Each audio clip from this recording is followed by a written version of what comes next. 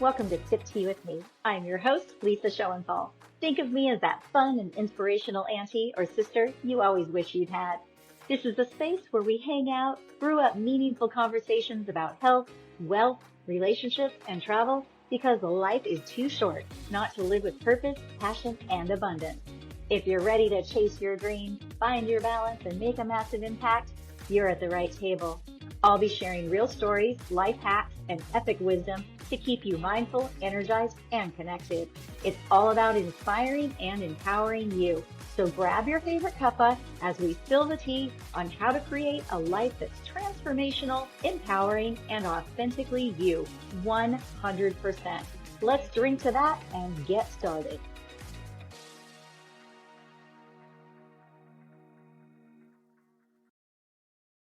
Welcome to Sip Tea with me. I am your host, Lisa, and I am ready to spill the tea on becoming a flight attendant. This episode is called Winging It because I'm just going to go off the fly and sort of tell you how I became a flight attendant. And I'm going to share with you a bunch of the wacky questions and comments that people make. And I'm going to share with you some of the questions that people ask me that are slightly outrageous, a little bit annoying, and sometimes absolutely amusing. So glad you're here with me at the table today. Let's get to it. It just happened with ease. So I decided to do this episode because it is my 9th anniversary of flying. I became a flight attendant on April 20th, 2016. Of course, I had training before that, but that is my exact hire date. And I decided to do this episode because this weekend is my 9-year anniversary becoming a flight attendant. And I just want to say to my family and friends who actually had a bet going to see how long I would stay with this career choice, well, y'all lost because nobody believed I would go longer than a month, a year, 2 years. Nobody thought I would do it. I'm here at 9 years. I'm about ready to be done with it. But it is my 9th anniversary. And becoming a flight attendant was really interesting. It was not a pursuit of mine. I meet so many people who are like, I've dreamt my whole life of being this. When I was a little girl, I wanted to be a flight attendant. I got married, I had kids. I was still thinking about being a flight attendant. Now my kids are grown, so I've come back. Um, that was not my dream. It was not my pursuit. Of course, I've always had a desire to travel and I always have traveled, but I never really thought of being the person that was in the sky serving you your drinks and being your safety professional. So this job, it just happened with ease. I happened to be at a barbecue in my hometown. I was living there for about a year and this job just happened with ease. I was at a barbecue in my hometown, and there were a couple of local girls there, Roseanne and Mary, who were flight attendants. And I was just sort of enjoying the party, and I had just finished writing a book. The Men We Meet, that's also having its 10th anniversary this year. I had just finished that book. I had no commitments. They were asking me all about what I was doing with myself. And I was just telling them that I was trying to decide what I wanted to do next. And I had this feeling that I wanted to live somewhere else. I had been traveling and living in other places, and I was just back in my hometown. I lived there for about a year and a half in this era, trying to decide what I wanted to do next after I finished this book. So they told me, oh, well, our airline is hiring and you have to come and work with us. Like, you would be so good at this job. You have all the skills, you have no commitments. You definitely should be a flight attendant. And to that, I answered, yeah, no, thank you. And really what I said was, I'm too old for that because at the time of this happening, I was 47 years old. And that doesn't sound very old, but kind of in flight attendant years, it seemed old. One girlfriend said, yeah, that doesn't matter. I was that age when I got hired.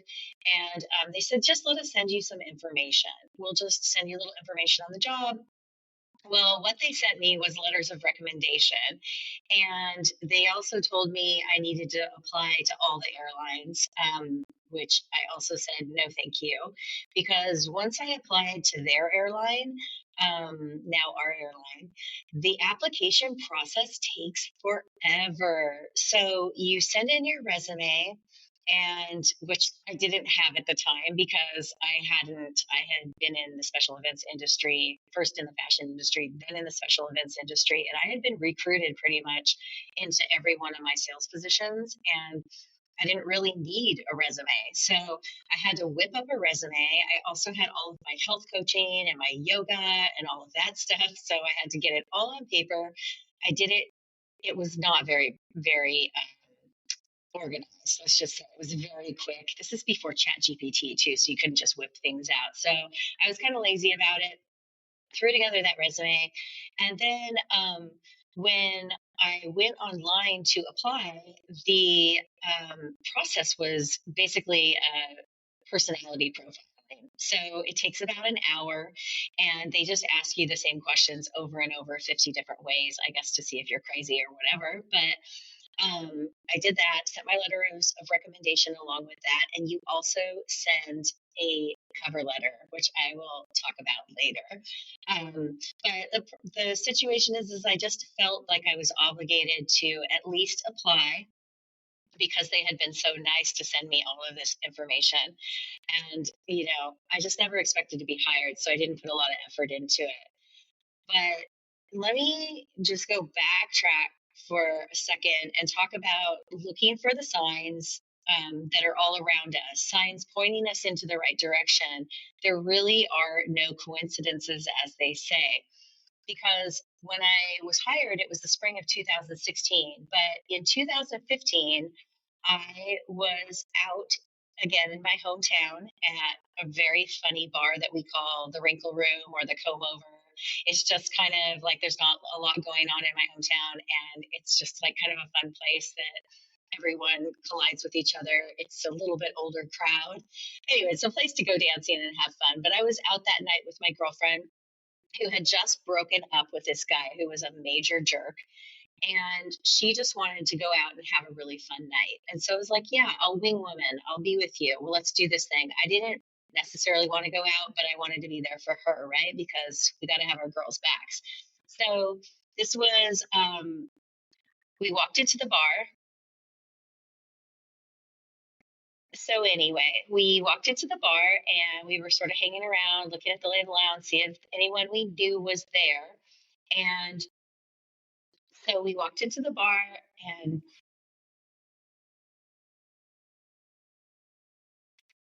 so as we walked in the bar, she was ready to party, and I was not so much. And we were just kind of hanging around, and she saw this guy come into the bar through the front door and said, "Wow, that guy's really handsome." And I just kind of turned my head and looked and said, "Yeah, he's cute. That's fine, whatever."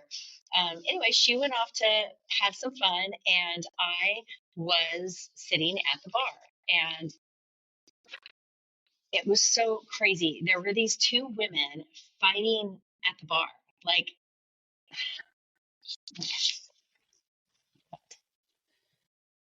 so let me track back. So let me backtrack. We have to look for the signs. There are no coincidences. This job in the airlines was already calling to me years before the seeds were being planted. When I got hired, as I said, it was the spring of 2016, but earlier in 2015, I had met the pilot. I was out having a night with my girlfriend. I was the wing woman for her. I didn't really want to go, but she had just broken up with a total jerk. You know how that is, you guys. We've all been there. So I said, "Yeah, I've got your back. Let's go. Let's do this thing." And we went to this bar that's in our hometown that we call the Wrinkle Room or the Comb Over because it's kind of like a lot of like where older people go to hang out. So it's always a good time. They have live bands. It's really fun, but it's one of those like really dark places that the locals hang out. So anyway, she went off to dance, and I was just sitting at the bar, and I was at the corner, and there was like these women in the corner, like stuck in the corner. I don't know how to explain it, but they were there as well, sitting very like close to me, and they started fighting with each other, and they were going off. They were literally fighting over this stupid guy. That one of them was the ex-girlfriend and one of them was the new girlfriend, and they started like World War III over this lame guy. Again, it's just not worth it, ladies. Walk away from these people. So between me and these people, there was an empty seat, and then there was a guy. And when this fight broke out, he sort of grabbed me and pulled me from the chaos and pulled me into the seat next to him. And it's so wild. Just in sharing this right now, I realize that being with him has always felt like that, like someone had my back, like someone was looking out for me.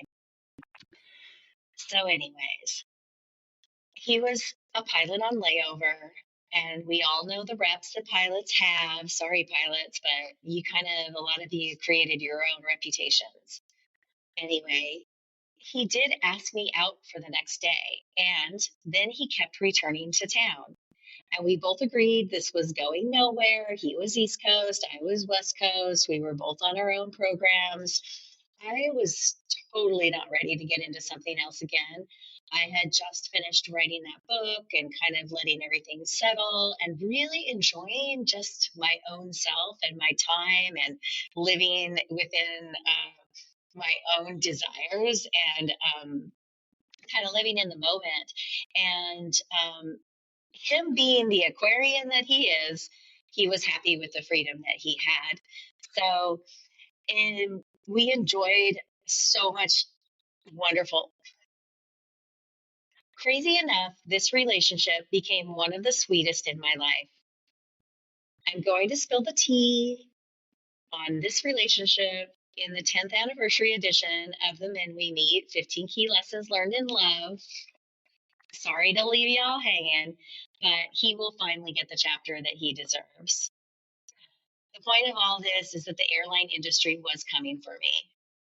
At the same time, my little brother was also dating a flight attendant. She is now his wife, who often mentioned flying. She was the only person I told about considering interviewing for this. And of course, she was totally psyched, and she wanted me to apply with her airline as well. As I said, that I had no current resume, like I said, and I had to throw it all together. The funniest part of applying as a flight attendant is that you submit a cover letter that is totally not professional. It actually reads like a dating app bio because that's what they look for when hiring. You have to be that person that's like, loves the outdoors, loves people, loves to be well traveled, loves great. You have to be that person that's like, I love people, I'm well traveled, I'm great under pressure, and I'm always smiling and positive. La la la. You guys know. You've all read dating apps, and basically that's what the cover letter looks for. Anyway, long story. United responded quickly. I don't really know if I should even be saying their name, but anyway, that's who I work for. The major airline responded quickly. Then I had a video interview, then an in person interview, and then um, I went to training for a month. Anyway, long story. United responded quickly. What happens after they respond is they send you a video interview, and all it is you staring at your computer.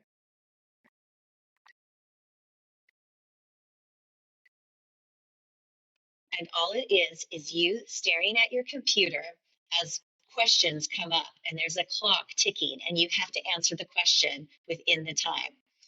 I don't know why they do it. I assume that they do it because they want to see if you have a big tattoo on your face. But I guess they also want to know if you can actually answer questions quickly. Part of the crisis management, right? So I did that interview online, and then I got a call to come to training. I did that interview online, and then I got a call from the company, and they asked if I wanted to go to an in-person interview in San Francisco. And my answer to that was no. You see, I had something on my calendar already and I wasn't about to change it. So the girl on the other end of the call, like, was mortified. I could tell. She was like, "What?" And I was like, "Yeah, that's not going to work for me." And she was like, "What?"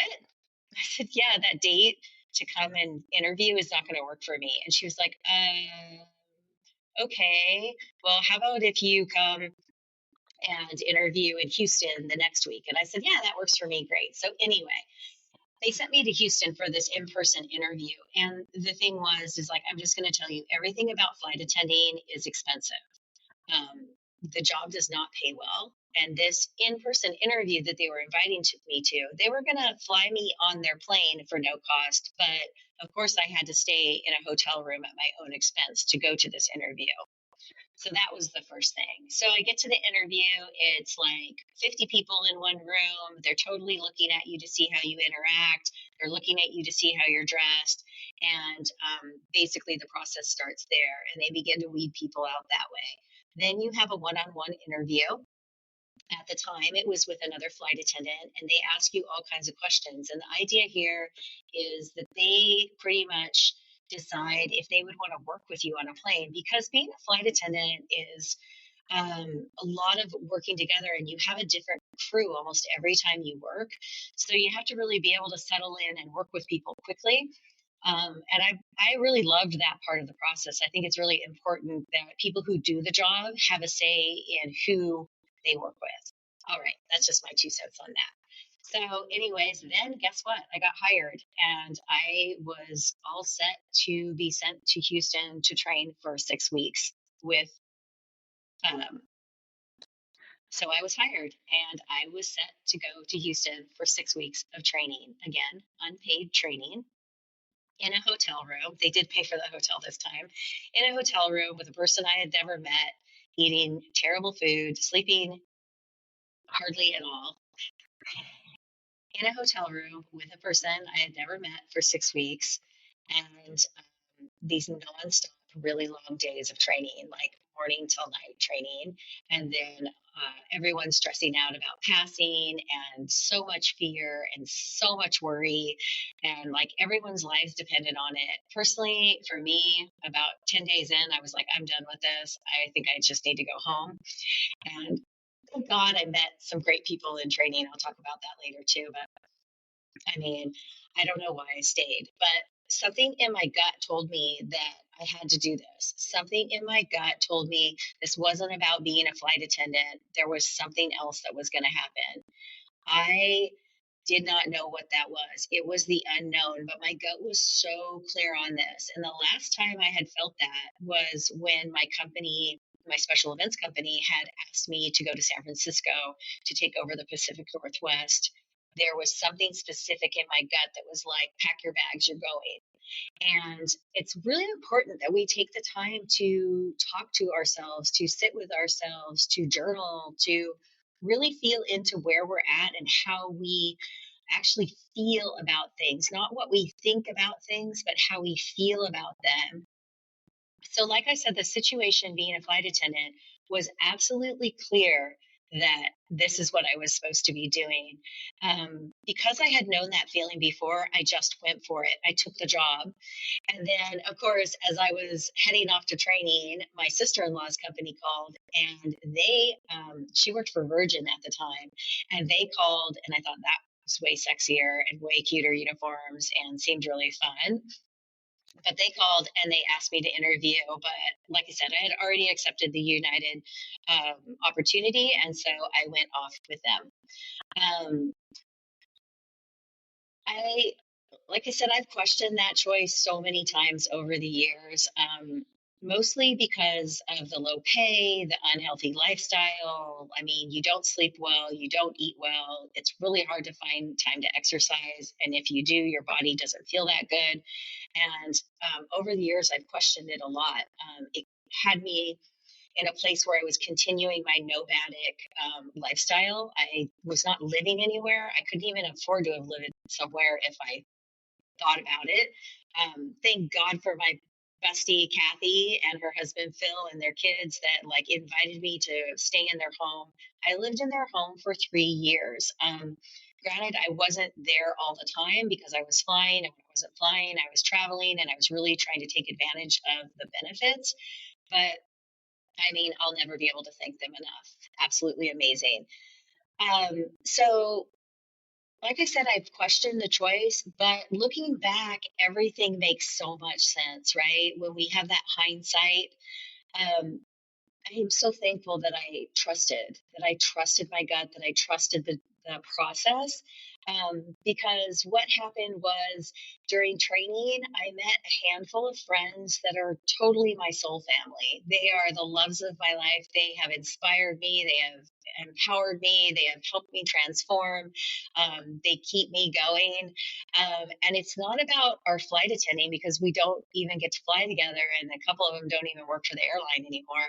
Um, but it's the friendships, it's the soul friendships, it's the spiritual connections that have lifted us up. So that is one of the major reasons I know I was supposed to become a flight attendant at that time. And it's also why I didn't take that initial opportunity to fly to San Francisco, right? There's always reasons for why we're doing things. Sometimes we can't see them, but I didn't choose to take that opportunity in San Francisco. If I had, I would have been hired sooner, 1 week sooner, and I would have been in a whole different class with different people. I think I was right where I needed to be, and I hope that you remember you are too when you're making choices in your life. Also, when I got hired, the last part of the interview is they bring you back in and they say you're hired. And the first thing I said to the people that hired me was, I am going to be in Sydney, Australia on New Year's Eve watching the fireworks show. This is a dream I've always had. I can't wait. How exciting. And they totally laughed at me. And I thought at the time, I thought they were just laughing because they thought it was kind of funny and I was sort of silly.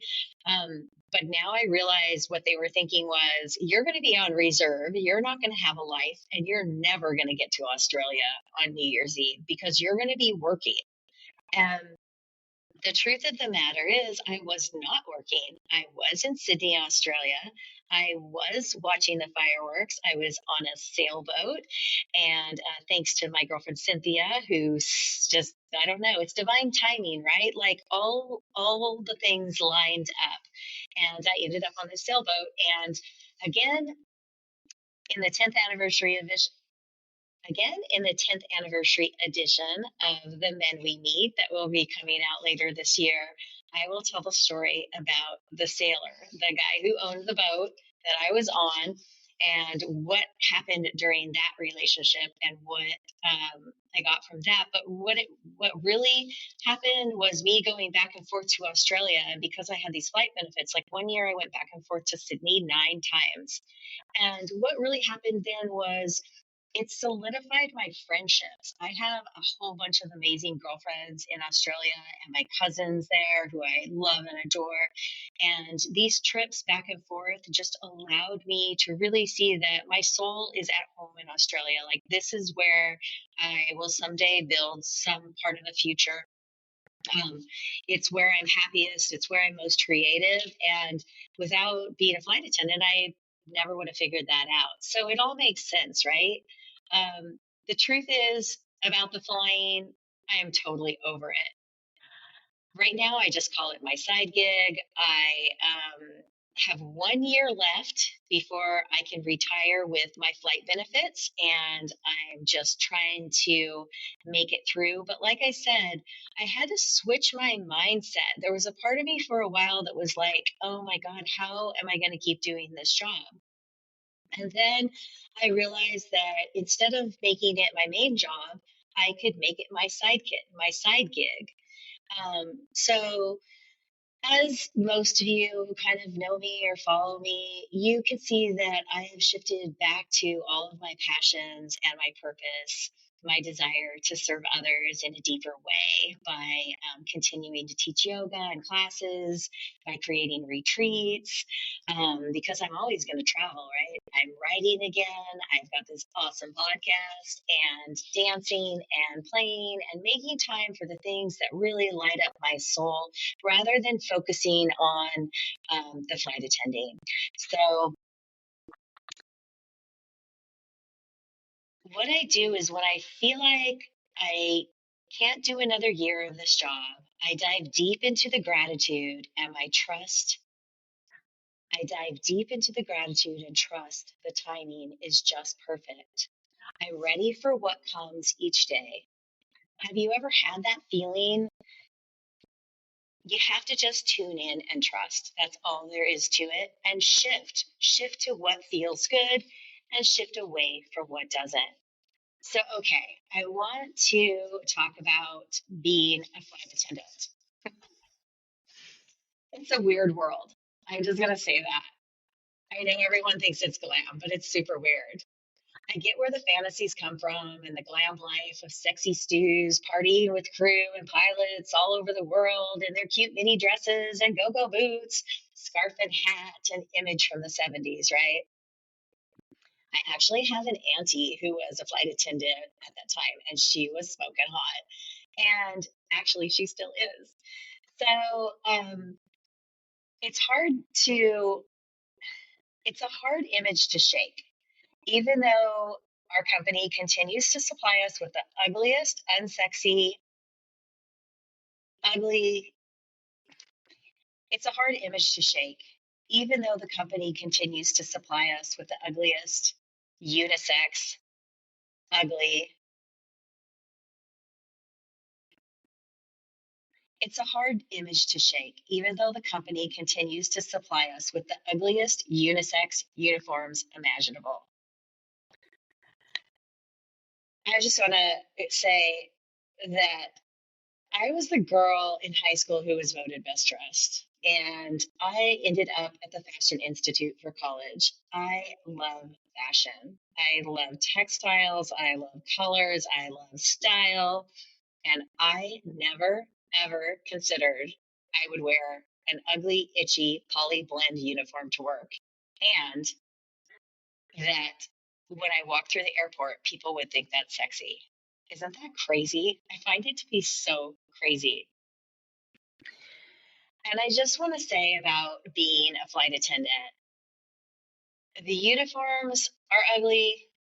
When we get from one, I also want to say we're bloated, we're exhausted, we have 10-hour layovers, we have no time for fun.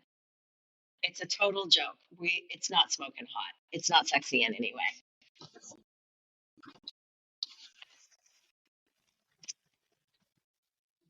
So here's some of the questions that I get asked as a flight attendant. And I just, again, people, I have done some really interesting things in my life. Flight attendant, in my opinion, is like super low on that list. Being a flight attendant is a persona, it's a lifestyle, it's not real. And I know it's real for some people. It's not real for me. Okay. It's definitely like you're got picked to be in a play and you put on your costume and you go out on stage and you play the role of a flight attendant. That's what it feels like to me. I know it doesn't feel like that to everyone. So no disrespect to any of the flight attendants that feel differently about it. But people are really impressed by this job. They're super shocked when they ask me, "You're a flight attendant? Do you love it?" And I say, "No, I do not." This is a job that you start at when you're young, not at 47, because seniority is everything. So when you're young, you kind of just put up with it. Um, as you get older, and your seniority grows, you get better trips, right? But like right now, I don't have better trips. At 9 years on, most of our people are like 30 to 55 years flying. Can you believe that? They're still flying in their 80s. It's absolutely crazy. So no one's retiring. And it just means that um, this is the next question. I'll just tell you. People ask, "Oh, do you travel all over the world? What's your route?" And I, I, hmm. So my route is domestic because every month we have to spend like 5 to 10 hours bidding. We don't do that on the clock. We do that in our own time. And when you don't have seniority, you don't get good trips. So you have to spend a lot of time looking at these hundreds and hundreds of schedules that they're offering. And then you bid based on your seniority. Well, when I started my flying, I was in San Francisco and I was a reserve there, which was great place to be a reserve because it's a very large base and they do a lot of international. So we used to um, fly a lot of crappy trips, but every once in a while I get a trip to Hong Kong, Singapore, Taipei, Beijing, Shanghai, Paris, Munich, and all of those ugly trips would kind of be forgotten because we'd get a great layover. And at that time, we used to have layovers that a lot of times were 48-hour layovers, which gives you enough time to sleep and do really fun things. But now most of our layovers are 24 hours or less, even at an international destination. So let's say you're going to Sydney, you fly to Sydney, it's 15-hour flight, you get there, you have a 23-hour layover, which does not include like getting out of the airport, getting in the van, getting to the hotel. So your layovers say really only like maybe 19 hours. You have to sleep sometime and then you want to have some fun. And it's a really, really challenging and draining job. So it doesn't matter anyway because I don't get to see those flights anymore. But I did spend a year and a half based in Denver, and I did a lot of Hawaii flights, and that was a really great time. And then now I'm in LAX, and like I said, my seniority is so low because it's a smaller base, and everyone has like 30 years plus on. So there's that. And then I want to go back to this situation of when people ask you, like, say you're at a party or a networking event, and people are like, "What do you do?" And I definitely fell into that trap of telling people, "Oh, I'm a flight attendant," which is really interesting. I had to really look at it because I mean, I was a special events coordinator for 25 years. I've been a yoga instructor for 20 years. I have been a health coach for 15 years or more, maybe more than that now. But I fell into this trap of telling people I was a flight attendant, even though I was only been doing that for like 1 or 2 years. And then it just became easy, right? Because people are super, like I said, they're super impressed by it. They want to know about it. It's like being a unicorn, and it's really silly. So I had to really check myself and kind of go back to when I was saying it's a persona. I had to remember that it's not all the way who I was. I began to feel super inauthentic talking about being a flight attendant. It was not where my heart was. It was not what I wanted to do with my life. So I again flipped a switch on that and just kind of started telling people, "Oh, no, I'm a transformational guide and I help people change their lives so that they can be more authentic and find their own purpose and passion. I love inspiring and empowering people." And I kind of just flipped the switch. So maybe in your own life, just kind of take a look at what you're telling people, what you're identifying with, and see if that's in alignment with who you really are. Okay, so here's the question that everybody wants to know. Okay, so here's the question everyone asks. Have you joined the Mile High Club? All right, no, I have not joined the Mile High Club. I worked in special events for 25 years selling portable toilets. Now I work in the sky dealing with toilets. Toilets are gross. I'm just going to say, no, we don't join the Mile High Club on an airplane because generally the most privacy is in the toilet. No, thank you. Okay, onward. The next question. Do you have a man in every town? I love this one. My answer to this is yes, I did before I was a flight attendant because I traveled everywhere and I was single. But no, I do not have a man in every town. And I just want to go back to reminding you all about when we flight attend and we're domestic, a lot of times we fly 3 or 4 flights in one day, and we do that day after day after day. You know how your body feels when you fly? Absolutely bloated. Like you basically, your dress doesn't fit by the end of the day because your body is so bloated from going up and down, landing, and taking off again, and you're exhausted. So, no, I can't even imagine, even if I was totally single and ready to roll, I could not imagine connecting with someone when I feel like I do after I fly. All I want to do is like lay down, put my feet up, maybe swim in the pool so I can feel weightless. Yeah, no, you're exhausted, you're tired, you're bloated. No, there's not a man in every town. Okay. Have you met any famous people? Of course, I've met famous people.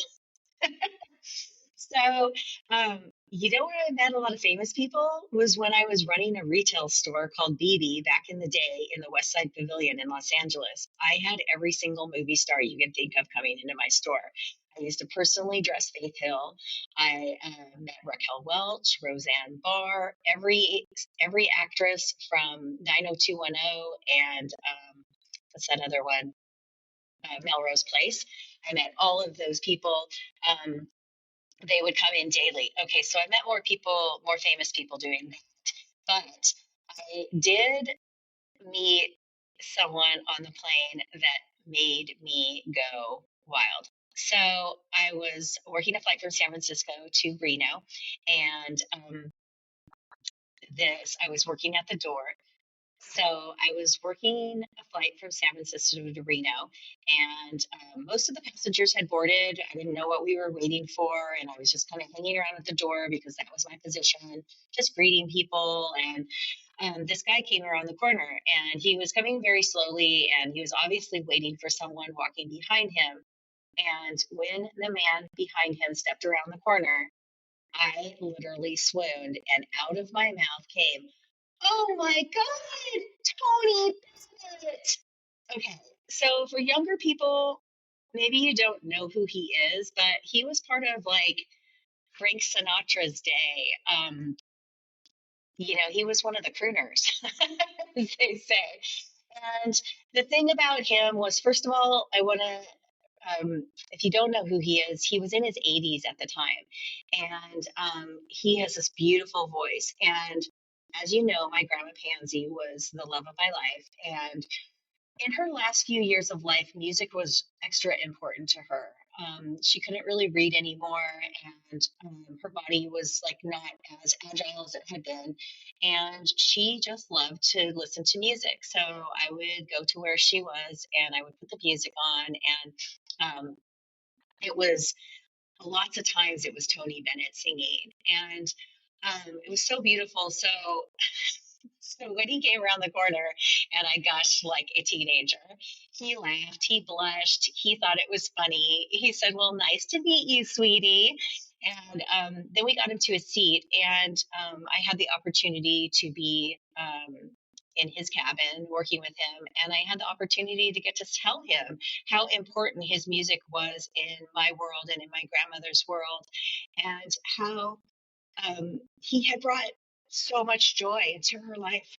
It, I get choked up when I talk about this because it was really for someone to live their passion and purpose, for him to do his art, for him to decide, I'm going to sing, I'm going to write songs, I'm going to perform, I'm going to offer this to people. It's so vulnerable. It's kind of scary, right? What do you think about when you think about getting on a stage and pouring your heart out through the song that you've written? It's so beautiful. And what I shared with him was that he made my grandma's life at the end of her life, he filled it with joy through his music. And he didn't even know that, right? So we kind of talked about that and how important it was. And he grabbed my hand and he said, "Honey, I'm so thankful that you shared this story He said, "Honey, I'm so thankful you shared this story with me. It means everything to me that my life has given your life and your grandmother's life meaning." Whew. Okay, so the next question people ask me is, "Oh, what? You're a flight attendant? Oh, you work for who? Oh, you're based where? Oh, I have a friend who's also a flight attendant. Do you know them?" Okay, well, here's the deal. Just at my company alone, we have 28,000 flight attendants. We have bases all over the world. And the thing is no, I probably don't know your friend who works at Delta in Atlanta. Probably don't. But the thing is what if I did? So this question never bothers me because you know how much I love connection. I love people. And I also believe that there's very little degree of separation between us, and that every once in a while we know each other. We have someone in common. I might have talked about this in the last podcast. I was at a networking event a couple weeks ago, and I was talking to the woman next to me, and then I was talking about being from Redondo Beach, and then the woman next to her said, "I'm from Redondo Beach." And we, of course, live north of there, a few hours north of there now. And we started talking, and we know all the same people. So I never am bugged by this question. If you want to ask me if I know one of your friends, I'm happy to talk about that. So, and then another question people ask is, "Who do you fly for?" And when I say my company's name, they say something like this: "Oh, I hate them. They are never on time." And then this is like, cue the long story. It's so boring, nothing. They say, "Oh, yeah, I hate that company." And in my mind, I'm just like, okay, cue the long, boring story that has nothing to do with me and probably has mostly to do with Mother Nature, because you know what? Don't y'all wonder how they get so many flights in the sky going all the right directions, not crashing into each other, and actually like get them to where they're supposed to go and have weather in the middle of all that? Okay, 100, I want to say 100%, but let's say 85% of flight issues is weather. Okay, anyway. Or they say they love us, and I really appreciate that, but my company is just making money hand over fist. And anyway, you should love them. The service should be amazing. Okay, so those are the I hate your company, but there's also people who say they love us, and we love that too. So here's one of my favorites. "Oh, you're a flight attendant? Can you get me a deal? Can you get me free flights?" No, I cannot. I do not go to work as a flight attendant and slave away for $2 an hour so that you can have free flights. I have my I flight attend so I can have free flights. I flight attend so I can have I flight attend so I can have free flights. Okay, the deal is with free flights is all companies have different programs that they offer. And what I have is I have free flights for myself. I have free flights that are at my same benefit for two more people. So it's usually a partner and your bestie. Of course, my bestie Kathy has one of mine because, like I said before, she let me live in her house. She allowed me to not be homeless, so she has one of them. And then I also would have free flights for my parents. I could have free flights for an in law, which I don't have in laws, so I don't get those. I could have free flights for my grandparents. I don't have any left. It makes me so sad. And I would have free flights for my children until they were 26 years old. As most of you know, I do not have children either. Yes, I could probably adopt you if that's the question you're asking in your head. And then I also have a buddy pass system for my siblings. So that is what I've got. I do not have tickets for you, but I love you anyway. Okay. And then I have people tell me this all the time: "I can totally see you being a really good flight attendant because you're so personable and you're so kind. And, it'd be really, I could see it being really easy for you." And I just want to say, yes, it's true. I am good at being a flight attendant because of those reasons. But here's a secret: I constantly want to have a cocktail when I'm working in the airplane, and I constantly want to throttle someone. Okay, it sounds horrible, but again, you're in a metal tube with anywhere from 140 to 300 and something people. It's a lot of energy. I would consider myself to be empathic on some level where I feel other people's feelings and I definitely feel other people's energy. And not everyone who comes on the plane is in a good place, yeah? So I really have to work on protecting my energy and not absorbing what's going on the plane.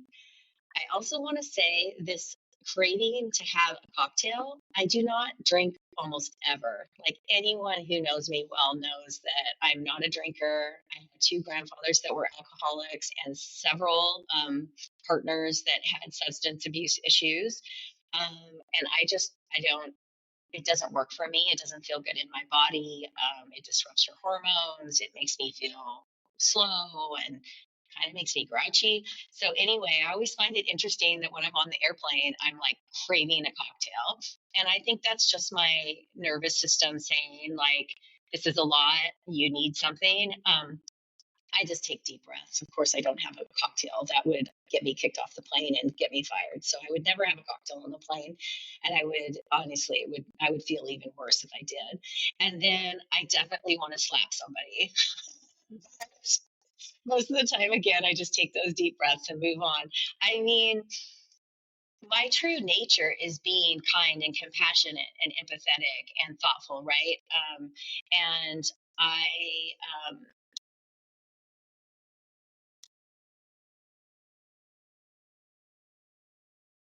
so that leads into the next question. How do you deal with passengers? Like I said, I breathe, I fake it. A lot of times I have to just fake it. But most of the time, what I do is I remind myself that I don't know what these people are going through. I don't know if they just lost someone. I don't know if they broke up with their boyfriend. I don't know if they have a fear of flying. I have no idea what's going on in people's lives. And so, a lot of times, what I do, and I think this is the storyteller in me or the writer in me that loves characters and loves the idea of making up stories. Um, I just make up stories for people. If someone's being a really big jerk, I just make up the story that their dog just died and they're just in pain and I need to help them be okay. So, and it's not my job to help people be okay, but kind of as a flight attendant, it is.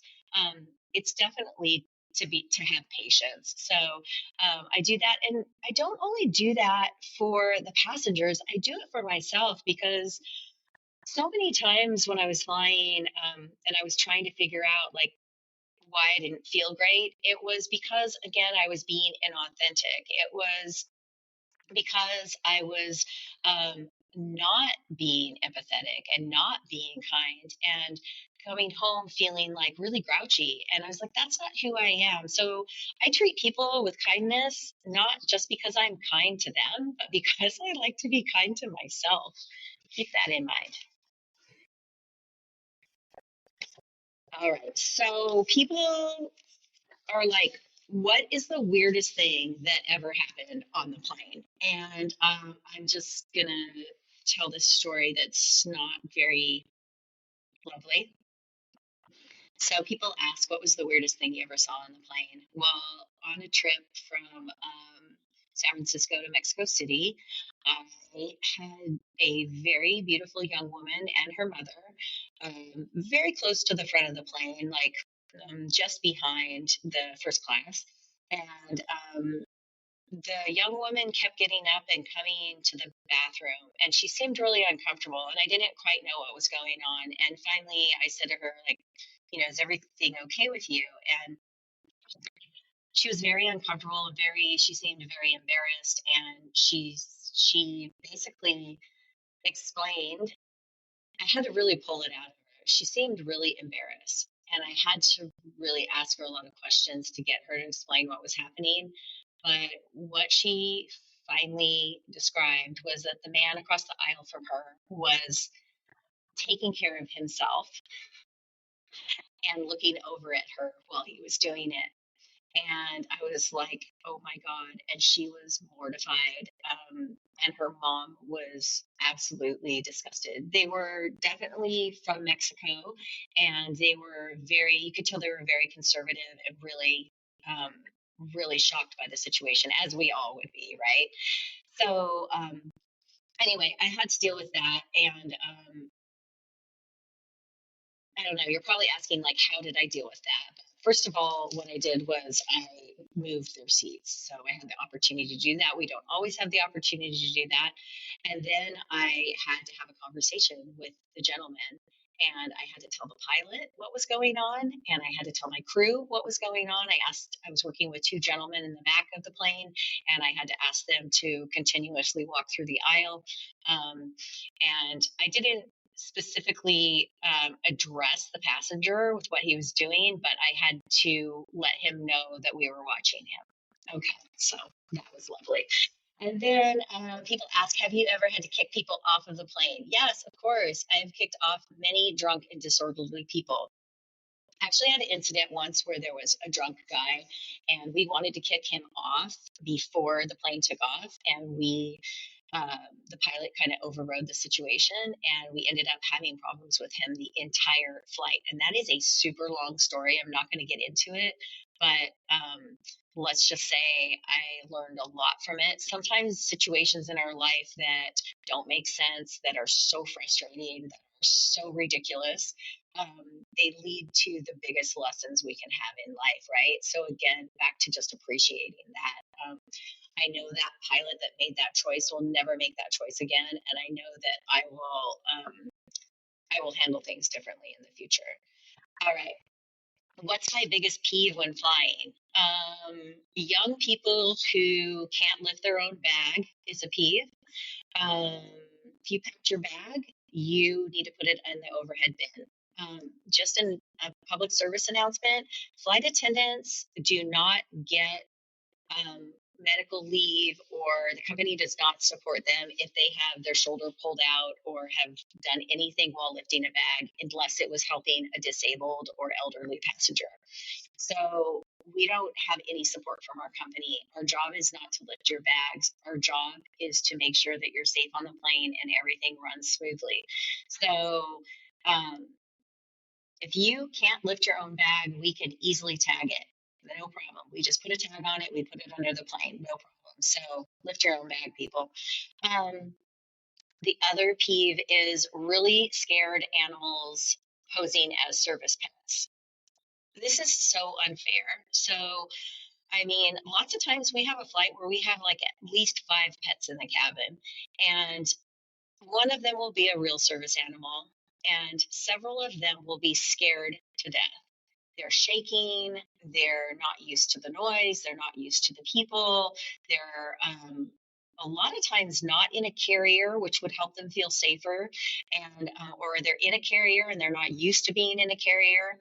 And I get that people have to get places with their pets, but it's become a situation where everybody's doing it just for fun. And guess what? Your animal is not having fun. I love animals. I love them. I would just sit all day in a room full of baby goats, kittens, mini Highland cows, cats, dogs. I don't care, whatever.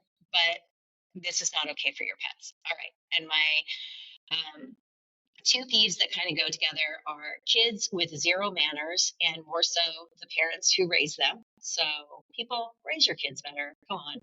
Um, no manners whatsoever. No please and thank you, no looking up. If I see another person take their 4-year-old's headphones and lift the headphone up and ask them what they want, and not tell them to take their headphones off, look at me and ask what they want themselves, it's outrageous. And then just the headphones alone, of all ages, that when we take off in the plane, and the the flight attendants are going to come out with drinks. That's what every single airline does. We take off as soon as it's flat and it's safe. We serve drinks and we give out snacks. So that's going to happen. You could see us in the aisle. You need to take your headphones off. I have ask people 3 or 4 times what they would like, and they look at me and they say, what are you saying? What are you saying? They have their headphones on. They would never think to take their headphones off and actually respond.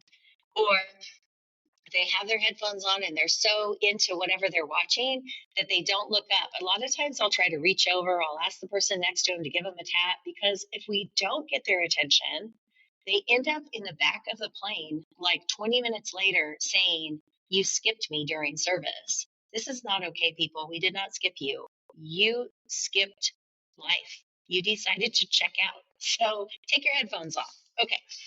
Um, I could go on and on about all the ridiculous things and stories that I have from flying.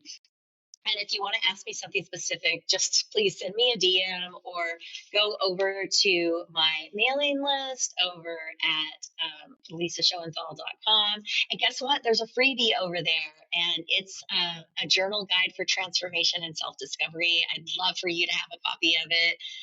Just jump on over to the website and join our tribe over there. You'll also find out about all of like the upcoming book launch, retreats, classes, get-togethers, whatever. And you'll get on my list for the blog. All right, so I do want to say that being a flight attendant has been a grand adventure. I am happy that it happened. I have tons of gratitude for it. I know it's put me in the right place at the right time. I know that it's coming to an end. My traveling will never end, but the flight attending will. And when that does, it will help me to sink in more deeply, because right now I am so happy to be here with you at the table with a cup of tea in hand, doing what feels really good in my soul. I want the same for you to go after the things that light you up, that feel like your dreams. I want you to be open to possibilities. I want the same for you. And I want the same for you. I want the same for you to try things, to go after your dreams, to be open to infinite possibilities without fear, to be willing to step into things that may change into something that you've never even imagined. It could be bigger than you could ever think. Just trust your gut. Let go and move on as if you need to. Just trust your gut. And if you have to let go of something and you need to move on, just go for it. Let it go. All that glitters isn't always gold, but you can definitely shine in your own authentic way. Thank you so much for coming on this journey with me, for asking your questions about what it's like to be a flight attendant, for supporting me in my passion and purpose, which is to inspire and empower transformation and authenticity in your own heart. Like I said, please reach out to me if there's something that you want to know, if there's something you want to talk about. I am here, I'm at the table, and I'm ready to have a conversation with you. Thank you for listening, and I will be back next week with more of the good stuff.